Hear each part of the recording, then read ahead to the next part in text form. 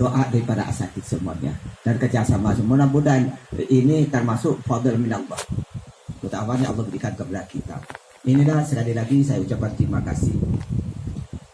Mengenai soal sistem yang ini saya akan akan beri satu masukan. Ini terserah kepada musyawirin wa amruhu syura bainahum. Setiap perkara itu musyawarah antara kamu.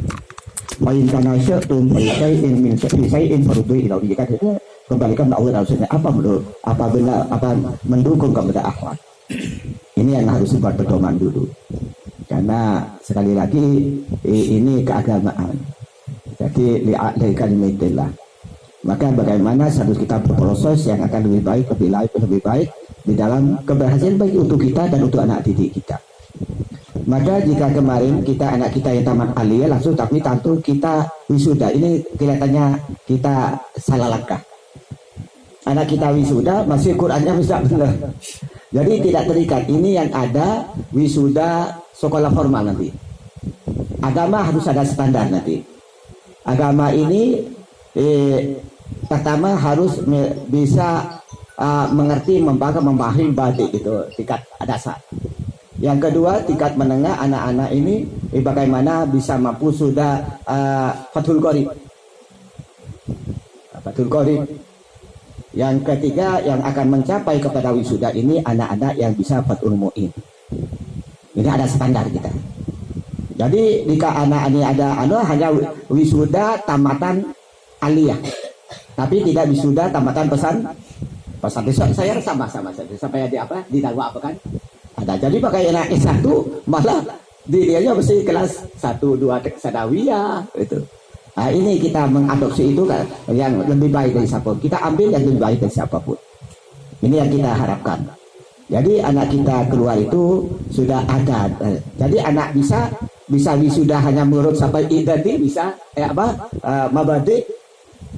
Ada anak yang bisa wisuda sampai ke Fathul Qorib. Ada yang ada wisuda sampai Fathul Mu'in. Jadi anak-anak ini jika begitu sekarang umpamanya aliyahnya anak nanti. Tapi umpamanya dia akan berhenti hanya sampai mabadi, ya wisuda pesantrennya mabadi saja. Jika dia sampai Fathul Qorib, baru kita Fathul Qorib. Atau kalau ula usto aklala. Tapi ada standar anak-anak mengerti ini. Dengan metode yang ini ya, saya tekankan bagian nahwu dan sorof ini yang benar-benar anak-anak memahami. Jadi juga mengajar umpamanya terus dipraktekkan. Jadi tidak hanya pahal kaidah ada hafal, tapi bagaimana mengerti umpamanya fi'il madhi. Coba cari.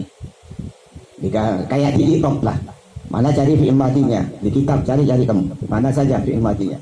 Mana fi'il mudhari? Mana amar? Jadi anak itu langsung itu cepat anak-anak. Tapi jika anak-anak belajar kaidah fi'il madhi ini fi'il mudhari ini, tapi kayak orang belajar tajwid tapi tidak bahasa ngaji. Tapi ada ngaji, lepas baginda tapi tidak tahu tajwid. Nah, ini bagaimana dipadukan antara tajwidnya dengan qiraahnya. Anak kita betul tepat. Ada yang anak belajar tajwid tidak bisa, tidak tepat mana. Tapi anak-anak yang tidak tahu tajwid tapi tepat bacaannya. Tapi dua-duanya ini masih lemah. Nah, sekarang dipadukan bagaimana antara nahwu dengan praktik membaca. Ini yang kita mintakan. Jadi kita ini anak-anak kita pulang wisuda dapat dengan ijazahnya, tapi Qurannya nggak benar gitu. Apalagi kitab. Nah ini Morson. Jadi anak-anak bisa saja jika anak ini tamat aliyah belum tamat al-jihad. Bisa saja anak-anak ini masih jauh. Nah, ini yang kita ini al-jihad yang busuk namanya. Ada anak luar masuk aliyah, tamat aliyah wisuda. Kan hancur pesantrennya ini. Inilah kita buat standar pesantrennya. Mulai kita belajar, maaf ustaz-ustaz semuanya ini. Jadi yang ada di sini saya yang sangat mintakan Dan ada ustaz-ustaz yang mampu di bagian jurmiyah, imriti, itulah tolong lebih dipraktekkan yang kitab yang lain, itulah yang sambil untuk mengerti anak-anak yang tidak sampai berhenti. Jadi jika kitab-kitab yang lain anak-anak tadi berhenti belum tahu, tidak ada apalah, paling tetap tahulah sebenar. Ini harapan kita. Jadi nanti tahun depan tidak ada wisuda yang kayak kemarin. Itu adalah apa tadi? Wisuda apakah tamatan aliyah sekolah itu? Wisuda sekolah lah. Nanti ada wisuda wisuda pesantren, ada kriteria tadi anak.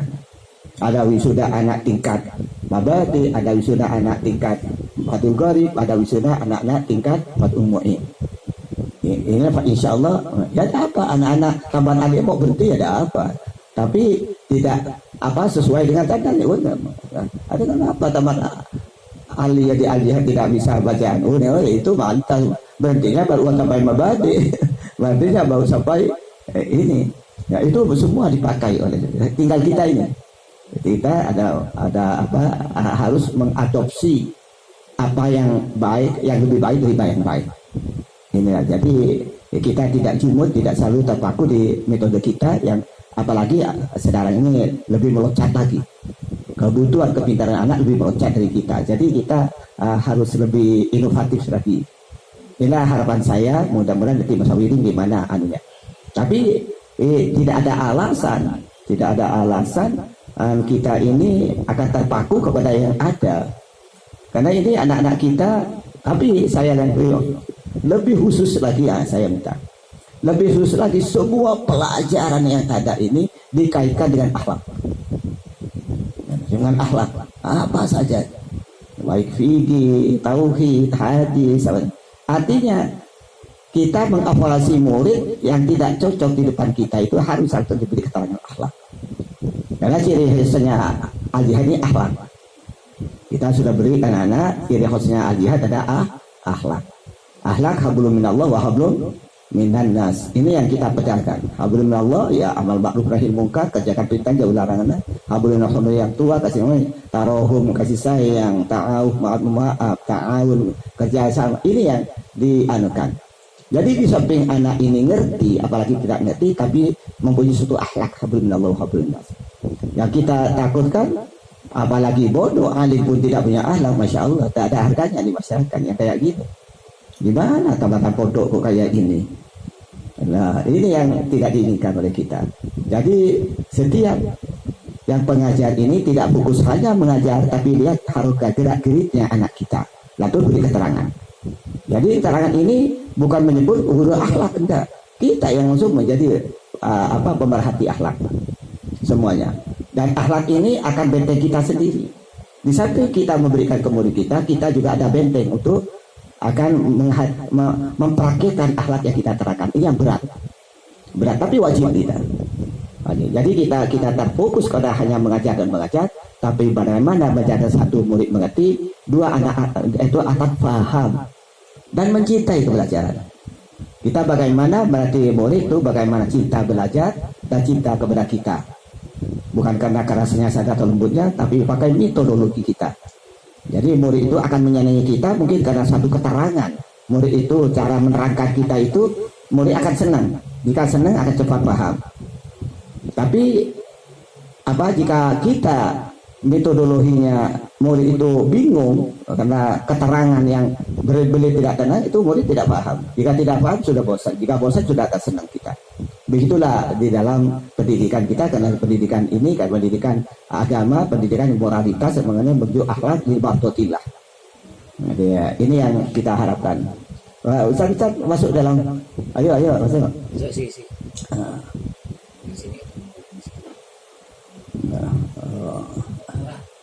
Ayo duduk sana. Yalah, leki. Masuk. Leki ke dalam saja, mulai lebih jelas leki. Masuk, lama. Nak suhud, masuk. Ya, ni ke dalam ni. Rudi masuk. Ayo ke dalam. Ayo. Dia nak duduk dia nak. Nah, duduk dia. Duduk situ.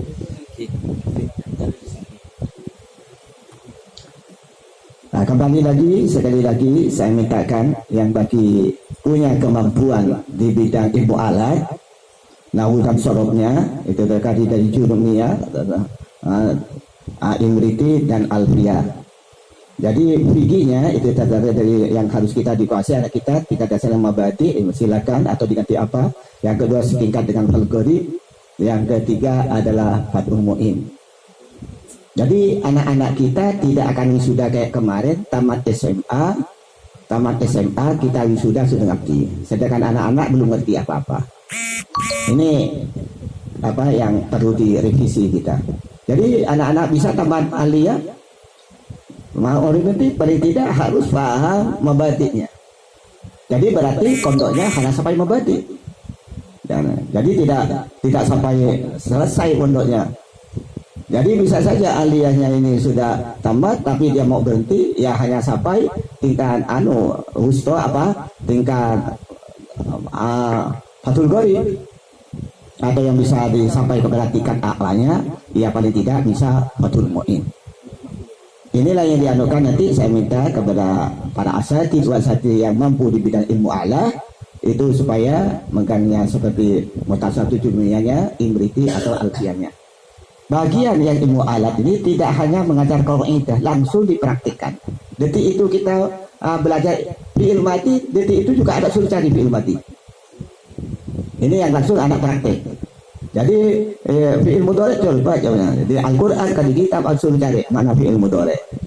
Nah, anak itu selalu mencari, berikan satu lembar cari besok fi'il matinya berapa, fi'il mudhari'nya berapa. Itu ada seperti tamrid anak-anak. Ada PR lah. Ya, nanti begitu saja menekan kepada dalil-dalil yang lain. Pak insyaallah anak-anak kita cepat mengerti. Tapi jika kita anak hanya menghafal kaidah tidak dipraktekkan, ini hilang. Sebagaimana katakan tadi, misalnya ada anak yang belajar fasih, tahu semua dalilnya tajwid, tapi karena kurang praktik di Al-Qur'annya tidak tepat bacaannya.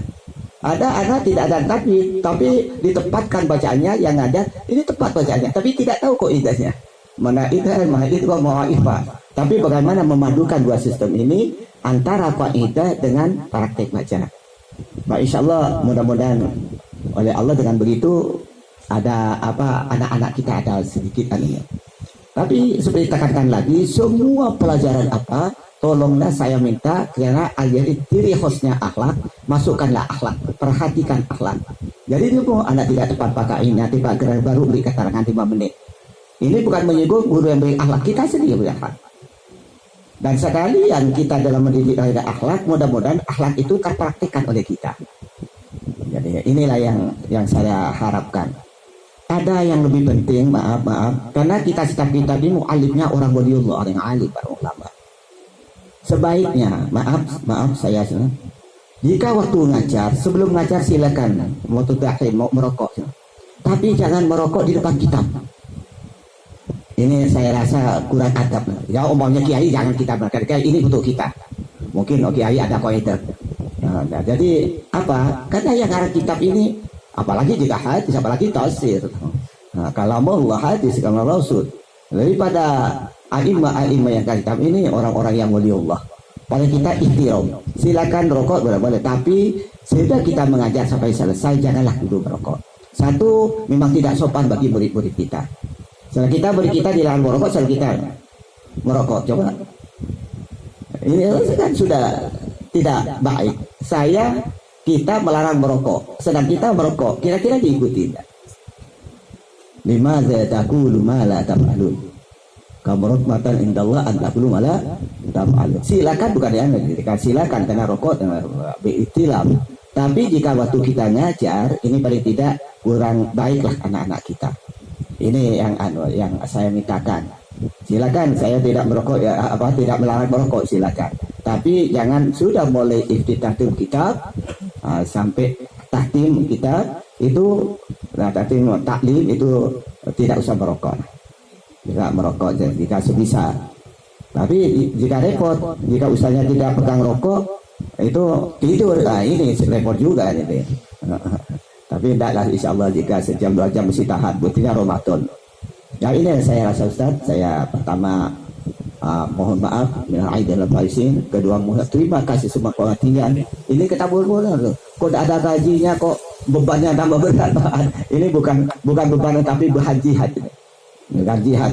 Mudah-mudahan jika kita tidak bisa bantu Hamas dan Palestina pakai rudal ilmu ini saja. Mudah-mudahan kita bisa menang perjuangan ini. Artinya anak-anak kita menjadi anak-anak yang punya akhlak Allah Subhanahu. Inilah saya sampaikan dengan rendah hati. Silakan Ustaz. Saya ini maaf ya, saya tidak tekankan, ini hanya saran. Tapi silakan nanti dialog apa metode yang terbaik untuk anak kita. Yang bukan yang akan menghasilkan sesuatu yang terbaik anak kita. Baik, keluar dari sini adalah kenal Allah, cinta Allah, malu kepada Allah, taat kepada Allah dan Rasulnya. Ini yang kita harapkan. Yang kita harapkan. Akhirnya dengan bismillahirrahmanirrahim, mudah-mudahan Allah beri hidayah kepada kita, dibukanya fatihati alim, yang Allah diberikan petunjuk yang terbaik baik amalia kita dan amalia kepada anak kita. Assalamualaikum warahmatullahi wabarakatuh.